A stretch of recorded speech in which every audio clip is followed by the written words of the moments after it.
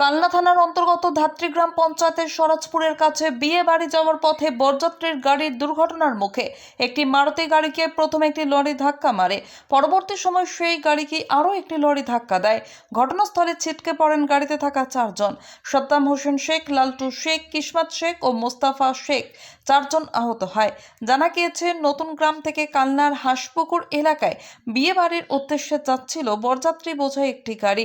সামনেই ছিল বরের গাড়ি, আর তখনই একটি লরি পেছনে মারুতি গাড়িটিকে ধাক্কা মারলে মারুতি গাড়িটি ঘুরে যায়। তখন আরেকটি লরি অপর দিক থেকে এসে ওই মারুতি গাড়িটিকে ধাক্কা মারে।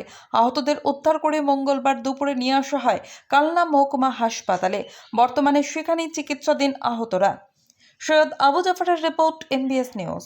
কি ছিল, আপনারা কোথায় যাচ্ছিলেন? আমরা বিয়ে যাচ্ছিলাম। কোথায় যাচ্ছিলেন বিয়েতে?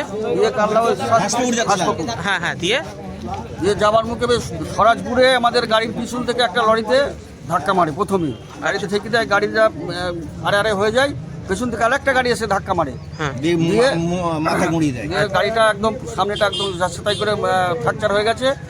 আমাদের লোক কিছু নামাই পড়ে গিয়েছিল, ছিটকে পড়ে গেছে। আপনাদের মোট কজনের লেগেছে? আমাদের লেগেছে তিনজন, চারজন, ড্রাইভার নিয়ে চারজন। হ্যাঁ, চারজনের লেগেছে। আচ্ছা, আর ওই দিয়ে এখন আমার তো হসপিটাল। আর বাকি সকলেই কি ভর্তি হয়েছে নাকি? ভর্তি হয়ে নিয়ে গিয়েছিলাম, একজনকে ভর্তি করেছে, বাকি এখন ইঞ্জুরি ব্যাপার তো ছেড়ে দিয়েছে। এখন যাই দেখি, এখন কালকে আবার আসতে হবে। কি নাম আপনার? আমার নাম খবির আলী শেখ।